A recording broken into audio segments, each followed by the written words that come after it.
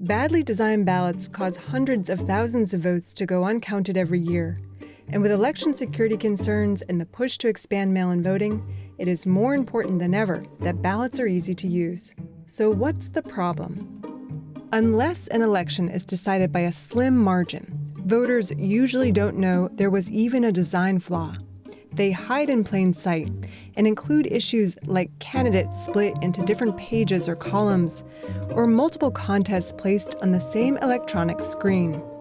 Ballot design is one of the most overlooked but important aspects of voting and, in some ways, voter suppression. That's Mark Elias, a lawyer and Democratic strategist. He's been monitoring how ballot design affects the outcome of elections for years. We all remember the butterfly ballot in 2000, which was an incredibly poorly designed ballot that may very well have cost Al Gore the presidency. But it's not just the butterfly ballot. In 2018, in Florida's Broward County, about 3.7% of voters neglected to choose a U.S. senator.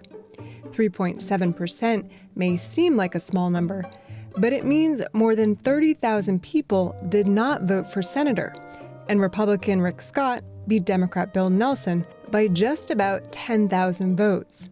What happened? The Senate race was listed at the bottom of the first column of the ballot, blending in with the instructions.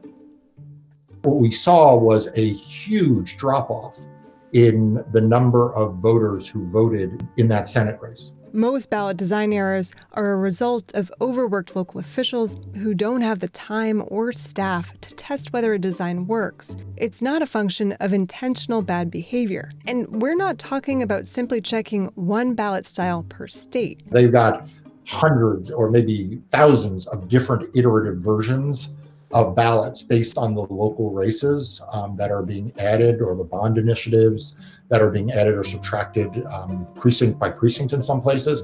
So it's a real chore, but it's a necessary one. Even if the visual design is perfect, another barrier to voting is needlessly complicated instructions. Consider these directions, especially if you have limited reading skills, like 30% of literate Americans do. Now, here it is in plain language. Better, right? Fixing all this should be a greater priority now that calls for vote by mail are growing. Western states have been doing it for years, but there are a lot of hidden barriers built into vote by mail. There is an epidemic of uncounted votes in this country anyway, where people cast ballots and they think they've counted, but they haven't. Entire mail-in ballots can be disqualified due to unsigned envelopes, signed envelopes with signatures that don't match the signature the state has on file, and ballots not arriving by Election Day. Those issues contributed to 1.4% of mail-in ballots being rejected in 2018. In a presidential year, that could be hundreds of thousands of votes.